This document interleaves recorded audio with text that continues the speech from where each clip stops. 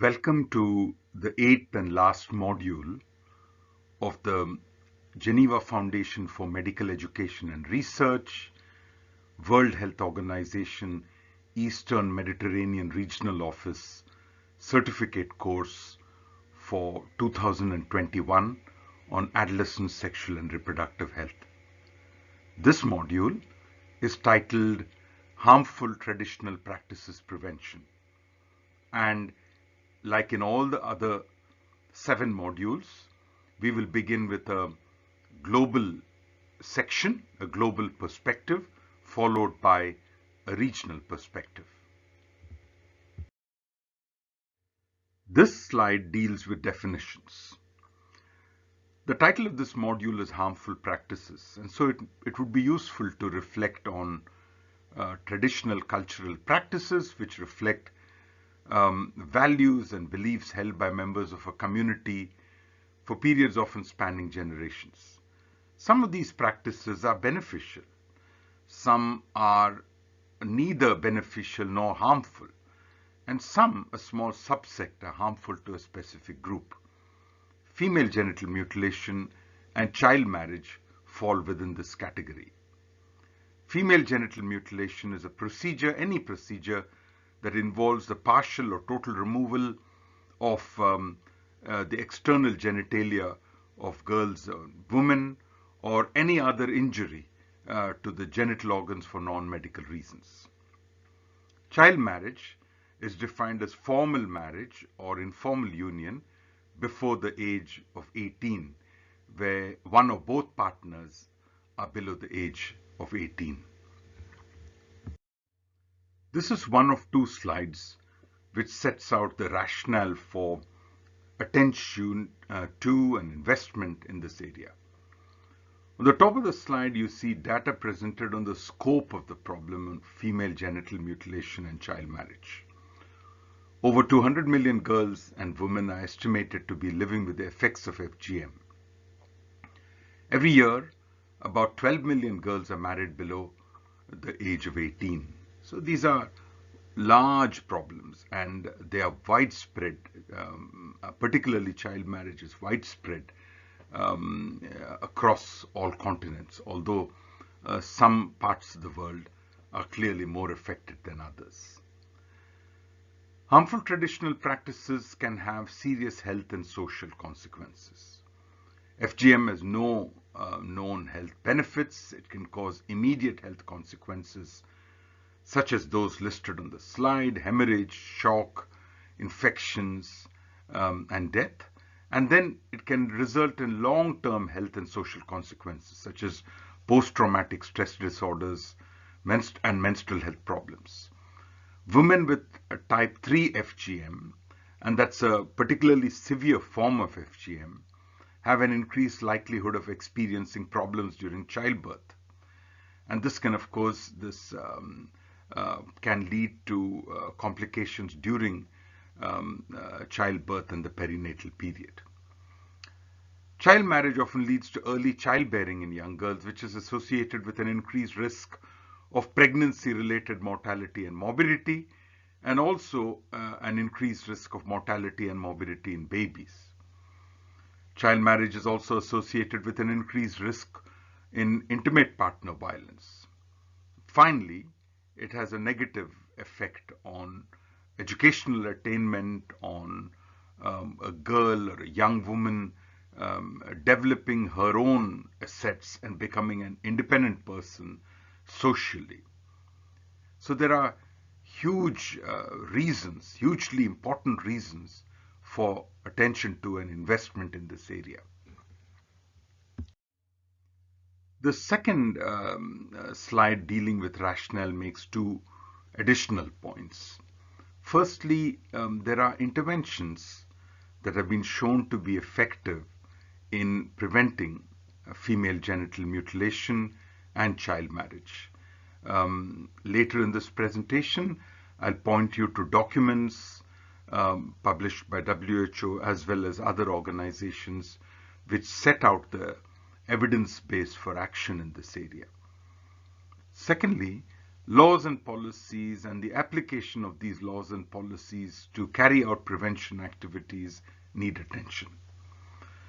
Laws and policies forbidding the practices are in place in many countries, but not in all of them. And in several of them, these laws are not perfect and need to be strengthened further.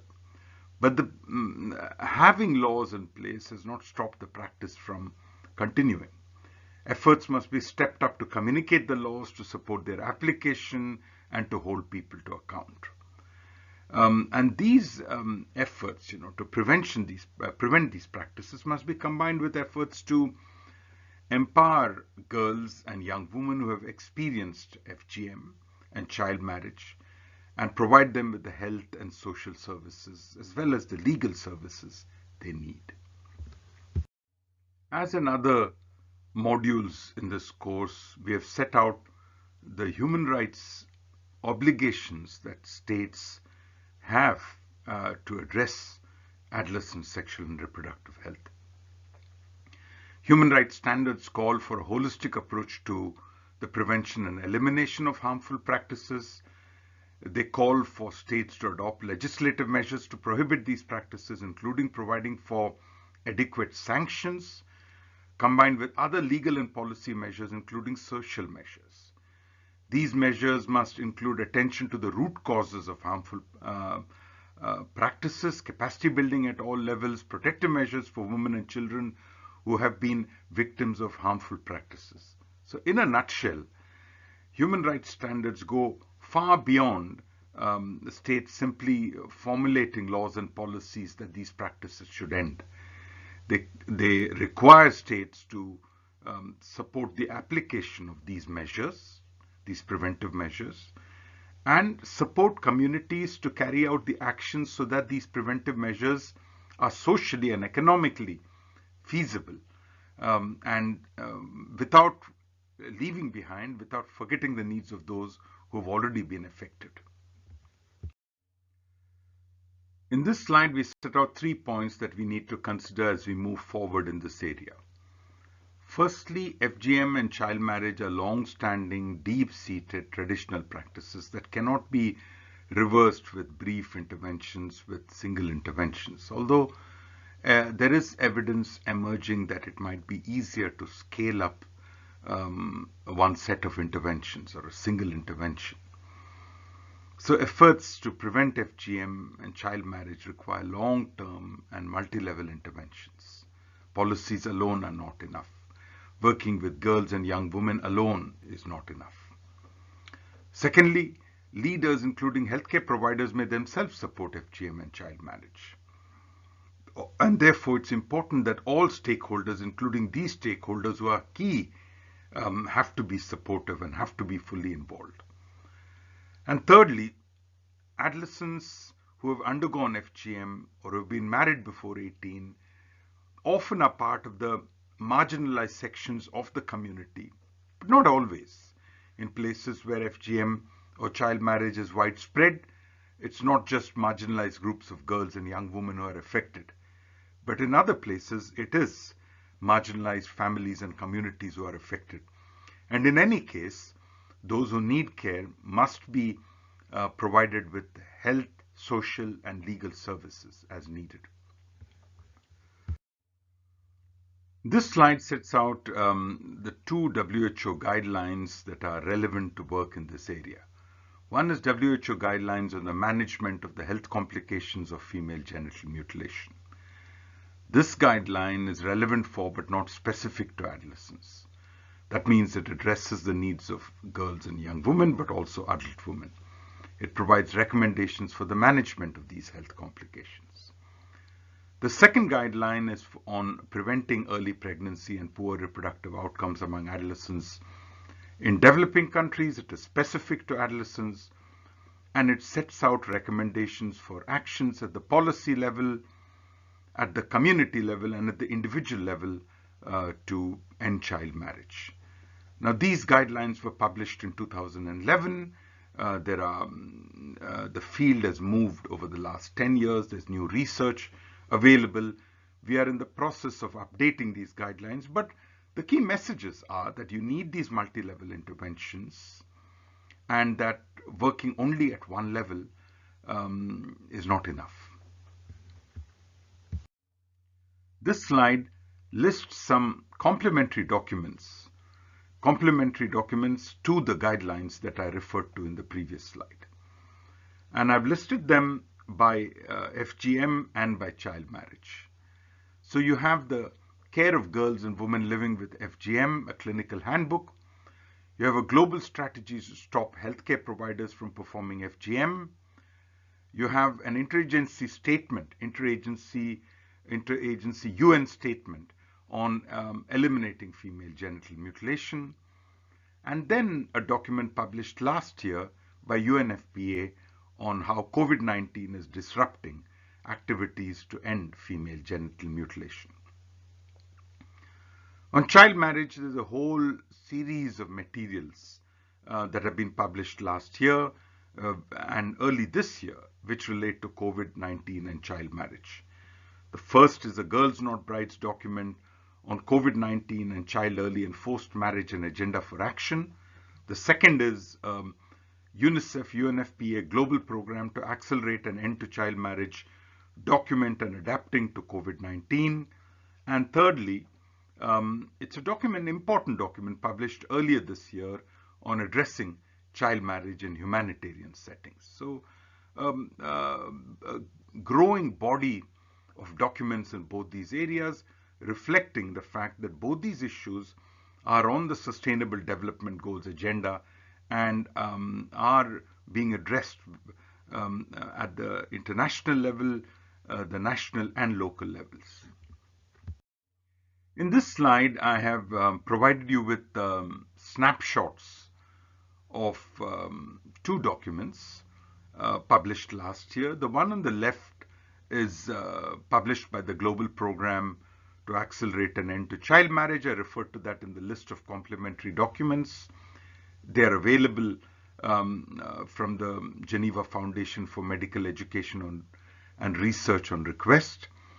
So this document sets out the rationale for why child marriage activities need to be paid particular attention in the context of COVID-19. It sets out what could happen in terms of child marriage if attention is not given to this area, and it describes how the UN program, the joint UNICEF-UNFPA program, is adapting its activities to respond to the challenges of COVID-19. The other document is a call for action. It's a call for action by Girls Not Brides, with recommendations on mitigating the immediate and long-term impacts, recommendations on health, on education, on gender-based violence and protection, on addressing economic impacts, and on political and civil rights. So there's again, as I said, a body of documents paying attention to the effects that COVID-19 and its disruptions and its closures is having on girls and young women and their families and communities, and pointing to what can be done and what is being done. This is another very important document. There's clear understanding that there are underlying factors such as poverty, lack of educational and employment opportunities, and gender-based discrimination, which contribute to child marriage. But at the same time, we also know that there are factors such as insecurity and civil unrest and war and humanitarian crisis situations caused by natural disasters as well as man-made disasters, which contribute to increases in child marriage. There are studies from many parts of the world, from Pakistan and Afghanistan, from Syria and Lebanon, and from the Great Lakes region of sub-Saharan Africa, as well as in countries such as Tanzania, where drought has caused difficult conditions for families and communities, which results in difficult conditions for girls. So this document is titled Addressing Child Marriage in Humanitarian Settings, and as you'll see in this graphic on the screen, it describes activities to be taken in the lead up to, during, and after a humanitarian crisis situation. So different phases of the crisis, how to anticipate it, take steps to reduce, prevent it, to mitigate its effects, when it's occurring, what to do, and after the crisis situation has ended, the immediate crisis has ended, what could be done by a whole range of sectors described on this slide. I end this module just like Marina Plessens, my colleague, and I have ended all the global segments of these 8 modules with a cartoon by our close collaborator and friend Graham Ogilvy. And in this, what he shows is a community dialogue taking place with people saying that, early child marriage is part of our tradition and we should not change this. Whereas on the other hand, there are other members of the community saying that girls need time to grow up before they become wives and mothers, and that times are changing and traditions need to change with time, and movement in community norms and perceptions as a result of this. This is so important. Outside change agents can come in and can contribute, and that's important. But unless these issues are owned by and challenged by and changed by communities, community leaders, community members, and girls and young women as part of this, lasting change is difficult. With this, I thank you for your participation in this module and in this course, and I hand over the baton to my regional colleague to describe the regional perspective in this area. Hello, I'm Dr. Jamil Al-Raiby, the Regional Advisor for Child and Adolescent Health at WHO Regional Office for Eastern Mediterranean. It is my pleasure to be with you to go together through the regional perspective on harmful traditional practices and prevention. We will focus on 2 harmful practices, the child marriage and female genital mutilation. For child marriage, based on UNICEF data on child marriage, latest trends and future prospects, 35 million of women who first married or in union before age of 18 in the Middle East and North Africa. 73% of girls between the age of 10 and 17 years do not have the legal protection against child marriage. And this is reflected by number of countries they don't have the minimum age of marriage law, and several countries they don't implement the law effectively and weak enforcement for the law. We all committed to Sustainable Developmental Goals. Goal 5, with its target 5.3, to eliminate all harmful practices such as child, early and forced marriage and female genital mutilation, and its indicator 5.3.1. In the Eastern Mediterranean region, we have still 5 countries have the proportion of women aged 20 to 24 who were married or in union before the age of 18 above 20. We have Somalia have 43, and Sudan, Yemen, Afghanistan and Iraq have the proportion above 20. So what are the regional drivers for child marriage?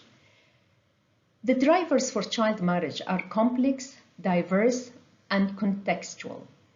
They are the outcome of interplay between the macro-social forces and the local traditional and cultural experience.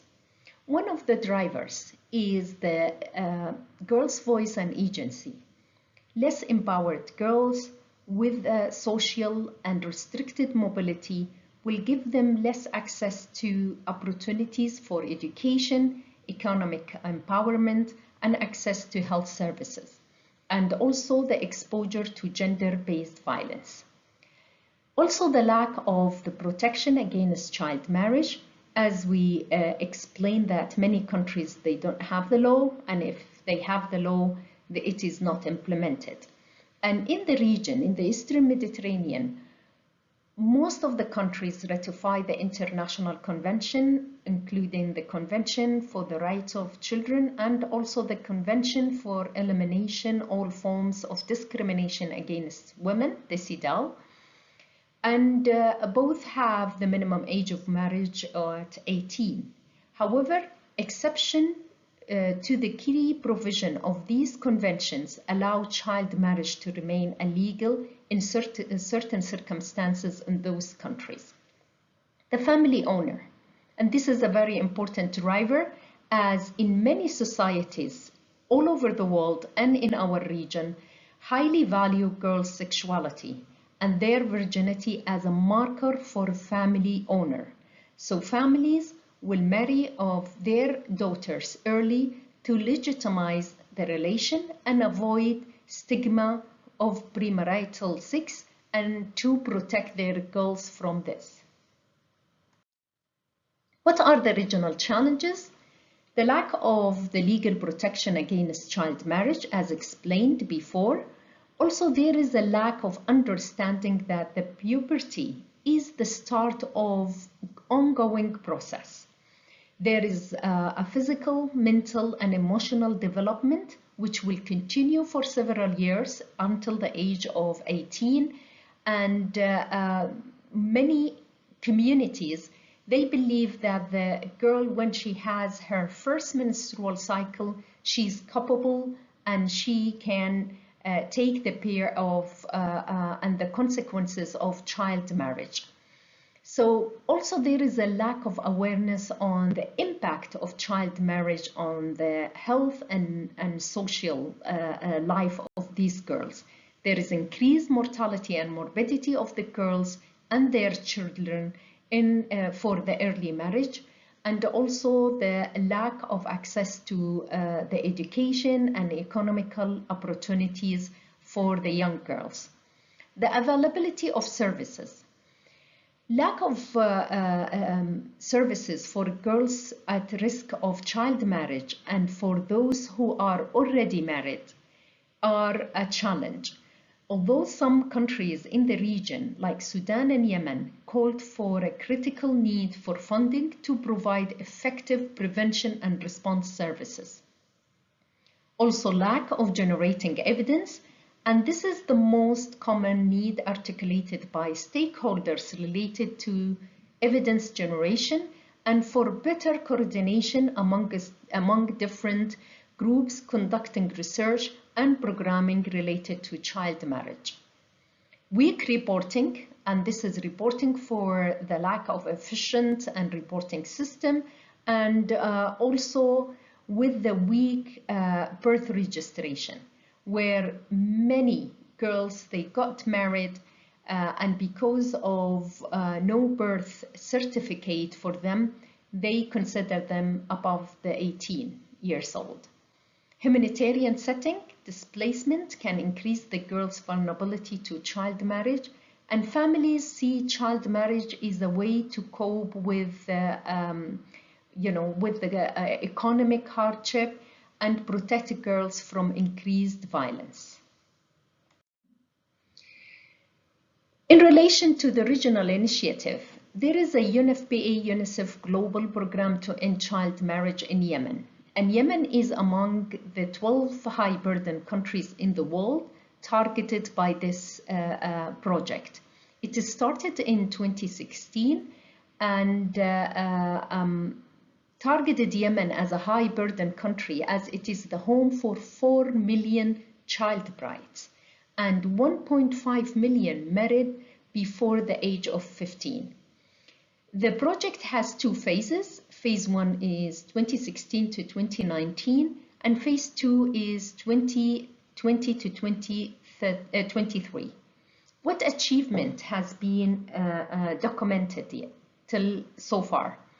There is a significant achievement during phase 1 in improving access to education and healthcare services for adolescent girls in Yemen. And also there is a good achievement in educating parents and communities on the consequence of child marriage and generating data what works to address child marriage and related issues such as gender-based violence. Also, there is a deepened partnership with the government to accelerate action to end child marriage and provided data and evidence. Among the achievement also, there is around 20,000 adolescent girls participated at least in one of the program interventions. 273 girls are enrolled to continue with their education in 2019. Around 61,000 individuals from the community were engaged in dialogue promoting gender equality, and around 10,000 adolescent girls utilized health or protection services.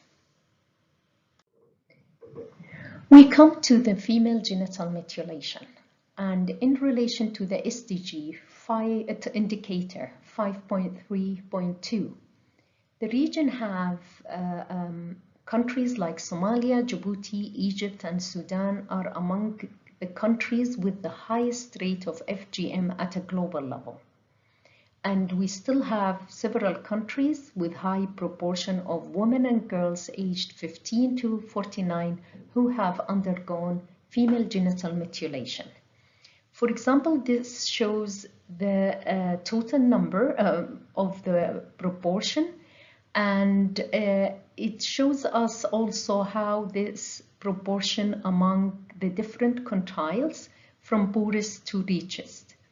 And we notice that there is a reduction for several countries like Djibouti, Egypt, Iraq, and Yemen among the richest, but still in Somalia and Sudan, either no change or increased among the richest. And this should direct our policies for the prevention of FGM and inform our policies at the ground to support the prevention and elimination of FGM. What are the drivers for FGM in the region? Social norm. One of it that many countries consider it as a social norm, and failure to conform to FGM leads to social exclusion, ostracism, and disapproval or even violence for the girls. In addition, having the effects of the girls' marriageability. Perception of FGM in the community. Among women and girls who think the practice should continue, we find above 50% in Egypt, Djibouti with 48%, and Sudan with 41%. For men and boys who think the practice should continue, it is more than the women and girls in Egypt with 58% and 27% in Sudan. The gender norm. Girls and women in the many societies in the region are dependent on men, and men control on the female sexuality either through the FGM or child marriage. And this is give little voice for girls in matters that affect their lives, and also they feel powerless to challenge harmful practices.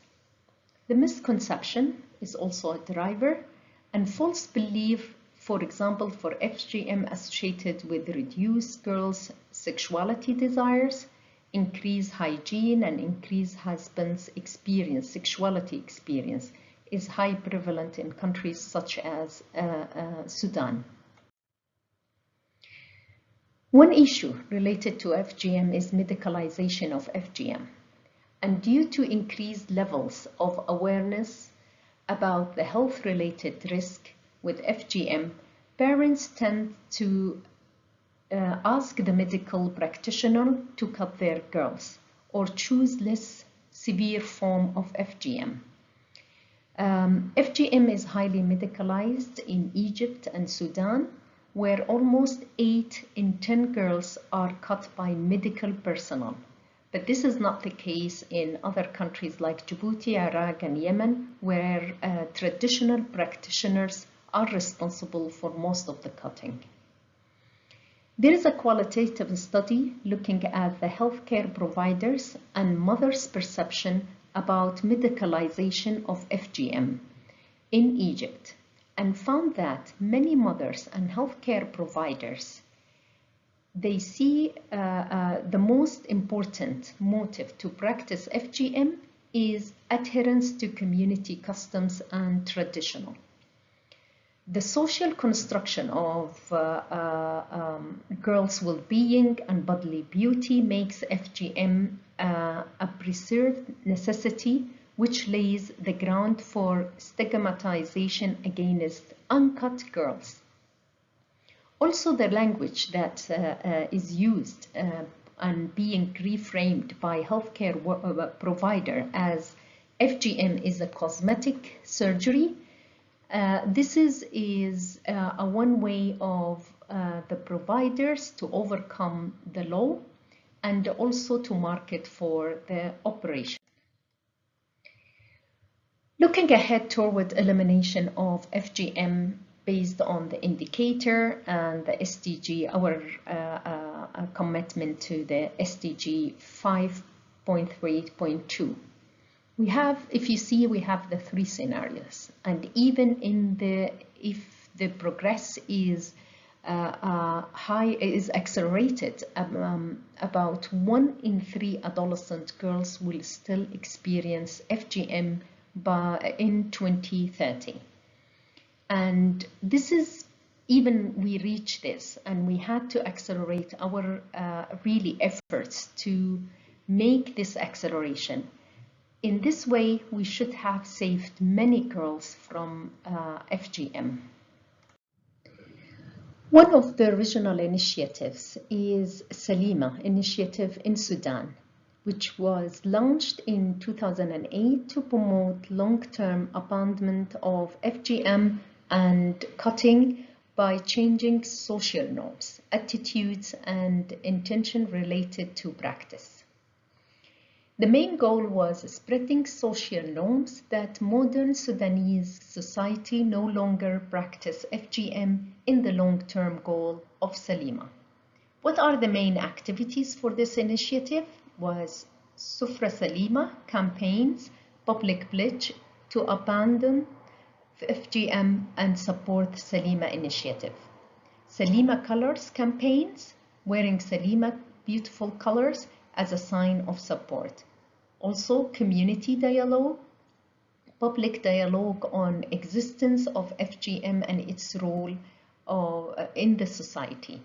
Born Salima project, which pledges not to cut newborn daughters immediately after birth. The settings for the implementation, each component of the campaign was conducted in public setting, including large gathering, for example, for a community dialogue. And this activity collectively aimed to increase public commitment dialogue and self and collective efficacy to abandon FGM. There was a monitoring and evaluation for Salima project in 2014 in collaboration with UNICEF and the National Council for Child Welfare and local organization. And they developed the evaluation and monitoring system for Salima. And there was a paper which reports on quantitative data gathered from 2015 till 2017, focuses on dose response relationship between the exposure to Salima interventions and the change in FGM social norms.